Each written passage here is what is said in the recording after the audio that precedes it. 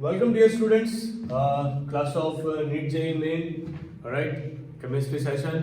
बच्चों आज lecture number 4, वही सीरीज, वही कंसेप्ट, 5 कंसेप्ट, 5 क्वेश्चन. तो शुरुआत करते हैं बच्चों. आगे के 3 लेक्चर्स नहीं देखे तो ऑलरेडी 3 लेक्चर्स अपलोड हो चुके हैं. इसके बारे में ये चौथा लेक्चर चल रहा है. तो आगे के तीनों लेक्चर देखो एंड 4th लेक्चर देखो. ऑलराइट, देखो हर लेक्चर में मैं 5 क्वेश्चन सॉल्व करवाऊंगा एंड पांचों के 5 क्वेश्चन बच्चों एकदम सुपर होंगे एंड डेफिनेटली आपको at the end of the lecture कुछ ना कुछ समझने को मिलेगा. ऑलराइट, तो सेशन देखना है, सेशन को समझना है, उसको दिमाग में उतारना है. अगर ये सारी चीजें आपने करना शुरू कर दिया ना तो भैया आपका जेईई नीट में सिलेक्शन पक्का हो जाएगा. ऑलराइट, तो चलो स्टार्ट करते हैं बच्चों. Let's start the session.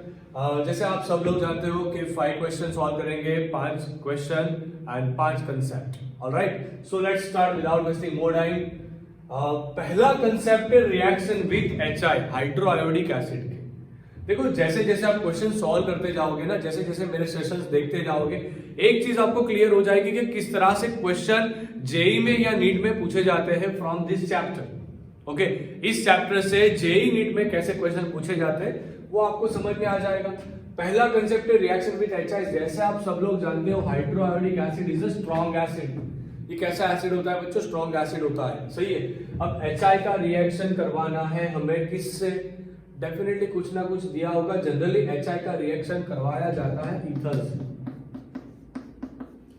इससे करवाया जाता है ईथर से. जनरली इसका रिएक्शन करवाया जाता है. ये चीज आप ध्यान रखना. ओके, लास्ट सेशन में एक क्वेश्चन दिखा था, बहुत ही बढ़िया क्वेश्चन था.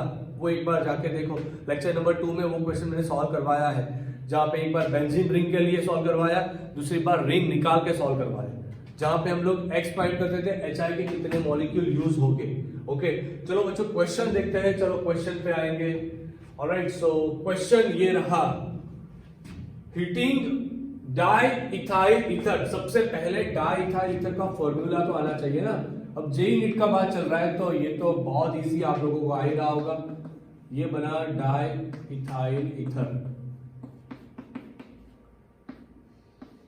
डाई इथाइल ईथर ये बना बच्चों डाई इथाइल ईथर. इसका आईयूपीएसी नाम बनेगा इथॉक्सी इथेन. ये बना ethoxy ethane. Okay, with concentrated HI 2 moles. कितने HI दिए गए? 2 HI दिए गए. देखो बहुत फिक्स एंड HI कैसा दिया गया? कॉन्सेंट्रेटेड फॉर्मेट में. Which of the following is form? क्या बनेगा? ABCD दिया गया. क्वेश्चन पूछा गया. IITG 1983, Madhya Pradesh pre engineering test में 1990 and air force medical common entrance test में 1993 में पूछा गया क्वेश्चन. देखो इजीएस्ट क्वेश्चन, कुछ नहीं करना आपको यहाँ पे, कुछ नहीं करना. सबसे पहले एक HI के मॉलिक्यूल का यूज करना.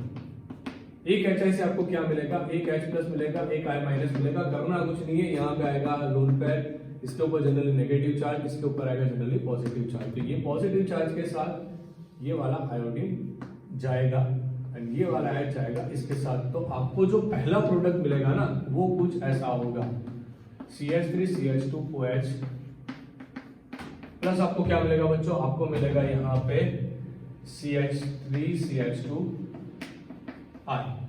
ये क्या मिला? Iodo ethane. ये क्या मिला बच्चों? ये मिला आयोडो इथेन. ओके, ये बना बच्चों इथेनॉल. ये क्या बना? इथेनॉल. अब फिर से वही बात इथेनॉल. अब दूसरा एक HI यूज हो गया, दूसरा HI का मॉलिक्यूल आया.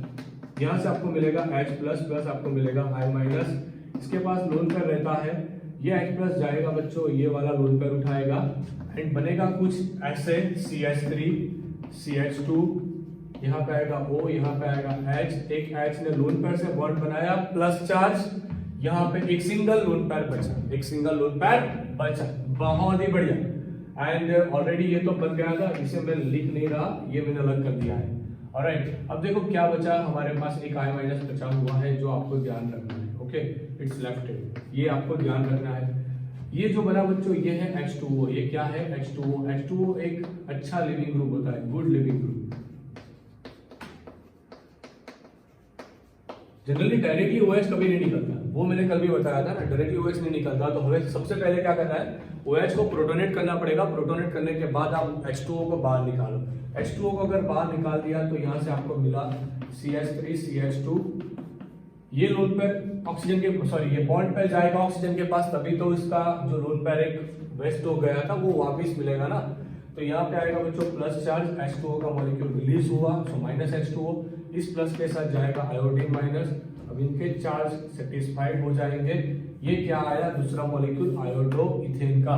तो यहाँ पे आंसर देखना है, इथेनॉल नहीं बनेगा, मतलब क्या बनाना है, फॉलोइंग 2 मोल्स डायरेक्टली दिया है, 2 moles of which of the following is form, किसके 2 मोल्स बनेंगे, इथेनॉल का 2 मोल बनेगा नहीं, आयोडोफॉर्म का 2 मोल बनेगा नहीं, इथाइल आयोडाइड, तो यही है बच्चों इथाइल आयोडाइड, यही है बच्चों इथाइल आयोडाइड, यही इथाइल आयोडाइड है। तो इथाइल आयोडाइड का 2 मोल बनेगा, तो ये चीज आपको ध्यान रखनी है। ऑलराइट, आई एम श्योर आपको कंसेप्ट समझ में आ गया। सो फटाफट से इसका स्क्रीनशॉट निकालो, तब तक मैं इसको रफ कर रहा हूं। चलो स्क्रीनशॉट निकाल दो, कर दिया, ठीक है।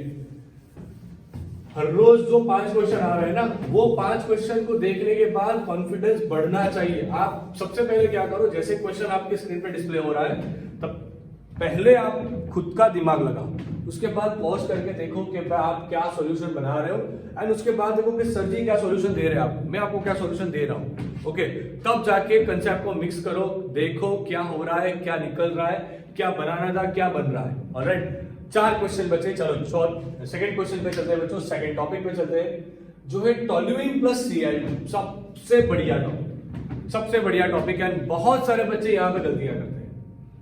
टोल्यूइन प्लस Cl2 वाला टॉपिक, टोल्यूइन प्लस Cl2 वाला जो टॉपिक है ना, यहाँ पे बहुत सारे बच्चे गलती करते हैं, बहुत सारे प्रॉब्लम्स आती है। क्यों प्रॉब्लम्स आती है तो वो देखेंगे। सबसे पहले टोल्यूइन क्या होता है, टोल्यूइन यानी कि मिथाइल बेंजीन, टोल्यूइन यानी कि मिथाइल बेंजीन, ये लिखा मैंने मिथाइल बेंजीन, या फिर आप बताओ इसे टोल्यूइन। अब जनरली बच्चों ये 2 तरह से रिएक्शन लगाते हैं, ये 2 तरह से रिएक्शन लगाते हैं। यहां पे एक बार हम करेंगे Cl2 in the presence of FeCl3 in dark, अंधेरे वाले एक रूम में ये रिएक्शन कर रहा है। ओके, एंड दूसरा एक रिएक्शन बच्चों हम करेंगे Cl2 in the presence of light.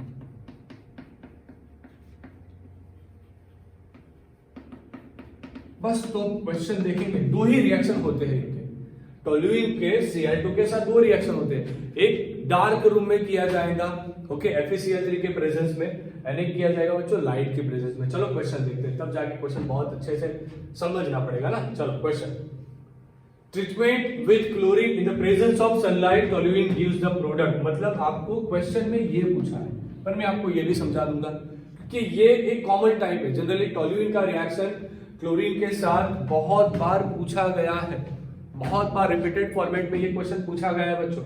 देखो ओडिशा जेईई में एग्जाम में 2003 में क्वेश्चन पूछा गया, MHCET में 1999 में ये क्वेश्चन पूछा गया, मतलब क्वेश्चन बहुत बार रिपीटेड फॉर्मेट में पूछा गया है। तो सॉल्व कर दे। चलो सबसे पहले जब डार्क की बात आई, FeCl3 क्या होता है, FeCl3 होता है लुईस एसिड, ये होता है बच्चों लुईस एसिड। अब जो लुईस एसिड होता है ना, वो क्या करेगा, ये जो Cl का बीच में जो बॉन्ड होगा उसमें से किसी एक Cl के ऊपर बॉन्ड चला जाएगा, मतलब एक इलेक्ट्रोफाइल जनरेट होगा। क्या जनरेट होगा, एक इलेक्ट्रोफाइल जनरेट होगा। कंसेप्ट को समझना, कंसेप्ट को समझना बच्चा। इलेक्ट्रोफाइल जनरेट हुआ, वो इलेक्ट्रोफाइल जाएगा फेरस के पास एंड वो बनाएगा FeCl4- का एक कॉम्प्लेक्स। क्या बनाएगा, FeCl4- का एक कॉम्प्लेक्स। अब आप ऑलरेडी चैप्टर नंबर 9 पढ़ चुके हो कि अच्छे खासे तरीके से डी ब्लॉक एलिमेंट्स कॉम्प्लेक्स बना सकते हैं, क्योंकि उनके पास क्या होती है, m की d ऑर्बिटल होती है। तो FeCl4- का कॉम्प्लेक्स बना, Cl+ बना, Cl+ जाएगा, ये बना इलेक्ट्रोफिलिक सब्स्टिट्यूशन रिएक्शन। तो यहाँ पे 2 प्रोडक्ट पॉसिबल है, क्योंकि आप जानते हो बच्चों जो मिथाइल ग्रुप होता है वो ऑर्थो पैरा डायरेक्टिंग ग्रुप होता है। ये वाला ग्रुप ओपी डायरेक्टिंग है। कैसा ग्रुप है, ओपी डायरेक्टिंग ग्रुप। अब जो ओपी डायरेक्टिंग ग्रुप होता है, तो नया जो क्लोरीन आएगा वो ऑर्थो पे भी जा सकता था, या फिर बच्चों वो कहां पे जा सकता था, वो जा सकता था पैरा पे भी जा सकता था। है ना, इजी इजी कंसेप्ट है। देखो इसको बोलेंगे बच्चों ओ क्लोरोटोल्यूइन, इसे बोलेंगे बच्चों पी क्लोरोटोल्यूइन। तो ये आपको क्या मिला, ओपी क्लोरोटोल्यूइन का मिक्सचर, ओपी क्लोरोटोल्यूइन का मिक्सचर, ये आपको मिलेगा। पर हमें ये नहीं पूछा, पर मान लो यही एग्जाम ये 2021 में पूछा गया ये क्वेश्चन शायद, तो डार्क वाला भी पूछा जा सकता है। मतलब दो ही तो पॉसिबिलिटी थी, तो दोनों पॉसिबिलिटी देख लो, तब जाके इजीली क्वेश्चन सॉल्व हो जाएंगे। अब Cl2 को इन प्रेजेंस ऑफ जब लाइट में रिएक्शन करवाएंगे तो सबसे पहले कुछ ये बनेगा, सबसे पहले ये बनेगा, ये बहुत आसान है बच्चों, CH2Cl, इसे बोलेंगे बेंजाइल क्लोराइड। फिर से Cl2 के प्रेजेंस में ये फ्री रेडिकल मैकेनिज्म होती है, ये होती है बच्चों फ्री रेडिकल मैकेनिज्म, मतलब कि ये चलती रहेगी, कंटिन्यूअस चलती रहेगी। इससे फिर से क्या बनेगा, इससे पॉसिबिलिटी क्या थी दूसरी, इससे पॉसिबिलिटी थी CHCl2, ये भी पॉसिबिलिटी थी। और इससे एक और भी पॉसिबिलिटी थी Cl2, फिर से लाइट के प्रेजेंस में Hmu लिखा, Hmu मतलब लाइट। तो लास्ट पॉसिबिलिटी ये होती हमारी CCl3, ओके। बेंजो ट्राइक्लोराइड, इसका नाम होता है बच्चों बेंजो ट्राइक्लोराइड, ओके। तो ये सारी पॉसिबिलिटीज थी जब हमने रिएक्शन करवाई लाइट के प्रेजेंस में। अगर आपने लाइट के प्रेजेंस में रिएक्शन करवाई तो इतनी पॉसिबिलिटीज थी, बेंजाइल क्लोराइड, बेंजाल क्लोराइड, उसके बाद बेंजो ट्राइक्लोराइड। अब देखो कि इसमें से कुछ दिया है, ओ क्लोरोटोल्यूइन नहीं बनेगा, पी क्लोरोटोल्यूइन नहीं बनेगा, क्योंकि ये दोनों तो कब बनते हैं, डार्क में, अंधेरे में ये लोग बनते हैं, पर अंधेरे तो रखा नहीं था, तो ये दोनों तो नहीं बनेगा, निकल गया। अब क्या बचा, दो बचा, 2,5 डाइक्लोरोटोल्यूइन। अब 2,5 डाइक्लोरोटोल्यूइन भी यहाँ पे नहीं बनेगा, कोई दिक्कत ही नहीं है, वहां पे तो ऑर्थो क्लोरोवाली, पर बनेगा क्या, बेंजाइल क्लोराइड। अगर यही क्वेश्चन में बेंजाइल क्लोराइड दिया जाता तो वो भी सही रहता, अगर बेंजो ट्राइक्लोराइड दिया जाता बच्चों तो वो भी सही रहता। समझ में आ रहा है, देखो क्वेश्चन से कितना सारा कंसेप्ट निकला। Alright, so I am sure समझ में आ गया होगा। स्क्रीनशॉट निकालो, कॉपी में लिखो, मैं इसे साफ कर रहा हूं जल्दी से। चलो ले लो, स्क्रीनशॉट लिया बच्चों, स्क्रीनशॉट ले लिया, चलो ठीक है, बहुत अच्छा। घर पे प्रैक्टिस करते हैं, मैं हर रोज बताता हूँ एक ही चीज, जितना प्रैक्टिस ज्यादा उतना स्कोर ज्यादा, जितना स्कोर ज्यादा उतना डोनेशन कम, सही है। तो ये नया कंसेप्ट है, स्कोर ज्यादा लाना है, डोनेशन कम भरना है, ओके। चलो नेक्स्ट क्वेश्चन, नेक्स्ट कंसेप्ट पे चलते हैं बच्चों। तीसरा कंसेप्ट, अल्कीन का हैलोजन के साथ रिएक्शन। अभी अल्कीन का हैलोजन के साथ रिएक्शन होता है तो वहां पे दो कंसेप्ट आते हैं, एक होता है मार्कोनिको एडिशन, दूसरा होता है बच्चों एंटी मार्कोनिको एडिशन। दोनों क्या चीज है, ये जनरली किया जाता है बच्चों CCl4 सॉल्वेंट के प्रेजेंस में, एंड ये जनरली किया जाता है बच्चों H2O2 मतलब पैरोक्साइड के प्रेजेंस में, ओके। ये दो चीज आप ध्यान रखना। यहां पे स्टेबल कार्बोकेटायन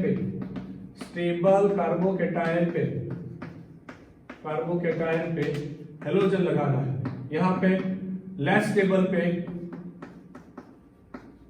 X लगाना है, वो चीज आप ध्यान रखना। ये टेक्निक है, ट्रिक हो गई बच्चों, ये ट्रिक है। जैसे जैसे क्वेश्चन आएगा मैं आपको ये बात भी समझा दूंगा। अब दूसरा एडिशन देखते हैं, क्वेश्चन देखेंगे तब जाके मालूम होगा क्या करना है। सो क्वेश्चन पूछा गया बच्चों पंजाब कॉमन इंजीनियरिंग टेस्ट में 2000 में, इथिलीन क्या चीज है, यहां से टिकट शुरू। इथिलीन ये होता है जिसे हम इथीन बोलते हैं, इसका ही नाम होता है इथिलीन, ओके। तो ये हुआ बच्चों ethylene, react with bromine. Ethylene को किसके साथ रिएक्ट करवाया, ब्रोमीन के साथ। अब ध्यान रखना, मार्कोनिको या एंटी मार्कोनिको आएगा प्रोपीन से, मतलब जहां से अस्मेट्री शुरू हुई वहां से आएगा बच्चों Markovnikov addition and anti Markovnikov addition. यहाँ पे तो बहुत आसान होगा, क्या करना है, CH2 सिंगल बॉन्ड CH2 दोनों को एक एक ब्रोमीन दे दो, बात खत्म, हमारा टॉपिक खत्म। क्या बना, ये बना इथेन 1,2 डाइब्रोमाइड, पर इसका नाम दिया गया इथिलीन डाइब्रोमाइड। ये क्या बना बच्चों, इथिलीन डाइब्रोमाइड। तो ये है आंसर। यहाँ पे क्या किया इन लोगों ने, ये लोगों ने बच्चों IUPAC नाम यूज नहीं किया, जो जनरल नाम थे वो यूज नहीं किए, पर उन लोगों ने नाम यूज किया कौन सा, जो कॉमन नाम थे, जो जनरली आप नहीं सुनते, या सुनते हो तो उसे फोकस नहीं करते, ओके, सो आईयूपीएसी नेम की प्रैक्टिस मैक्सिमम करना, उनके कॉमन नेम की प्रैक्टिस मैक्सिमम करना, ताकि जब भी क्वेश्चंस में कुछ ऐसा दिया जाए तो आप कंफ्यूज ना हो। ऑलराइट, तो टेक अ स्क्रीनशॉट, इसका स्क्रीनशॉट निकालो, उसके बाद नेक्स्ट कंसेप्ट पे चलेंगे बच्चों। ले लिया स्क्रीनशॉट, चलो बहुत अच्छे।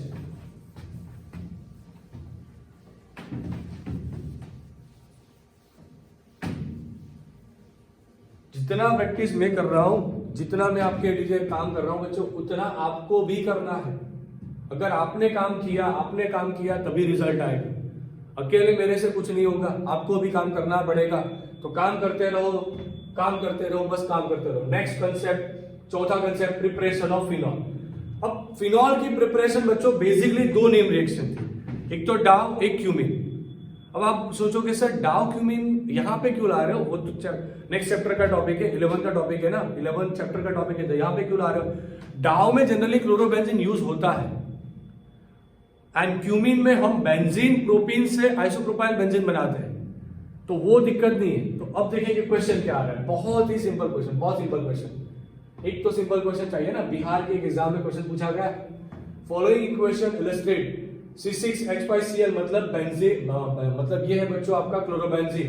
NaOH के साथ रिएक्शन करवाया, ये टेम्परेचर में ये बना बच्चों sodium benzoxide, okay, and sodium chloride.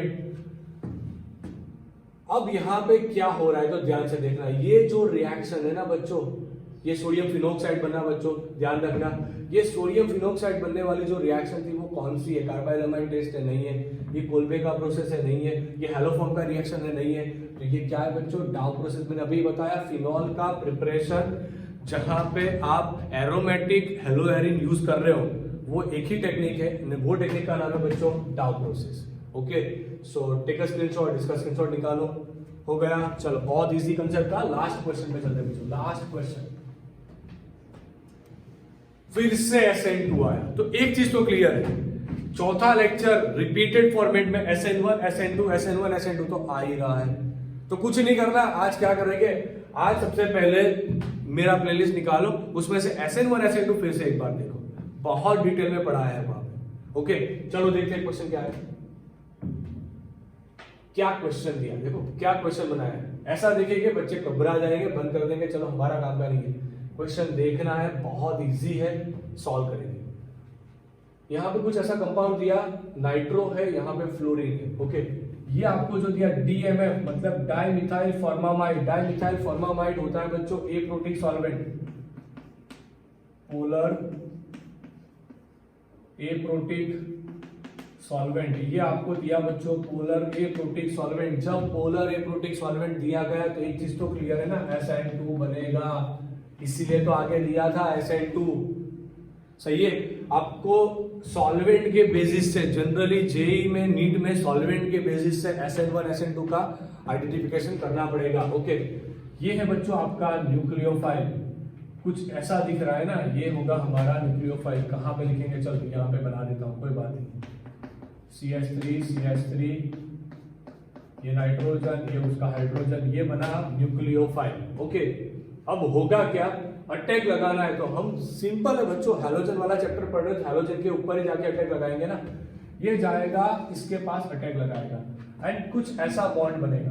देखना यहां पे एक नया बॉन्ड का फॉर्मेशन होगा, ये तो ऑलरेडी था फ्लोरीन के पास, एक नया बॉन्ड बना एंड CH3 एक हाइड्रोजन रिलीज हो गया बच्चों, ये था H+, पर ये बॉन्ड बनने के लिए यहाँ पे पॉजिटिव चार्ज आना चाहिए, इसके लिए ये बॉन्ड शिफ्ट हो जाएगा, यहाँ पे नेगेटिव चार्ज आएगा। ये जो शिफ्ट हुआ उसके पास जाएगा ये H+, मतलब H इसके साथ बॉन्ड बनाएगा, यहाँ पे H आएगा, अब स्टेबल हो गया।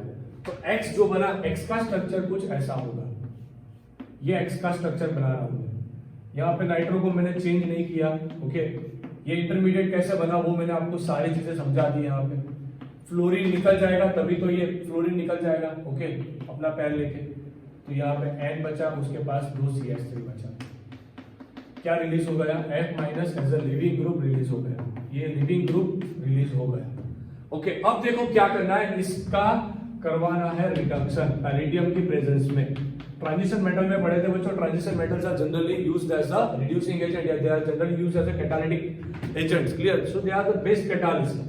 अब आपको इसका रिडक्शन करवाना है तो रिडक्शन करवाओगे तो इसका रिडक्शन थोड़ी ना होगा, रिडक्शन नाइट्रो का होगा, नाइट्रो कन्वर्ट हो जाएगा कुछ इसमें,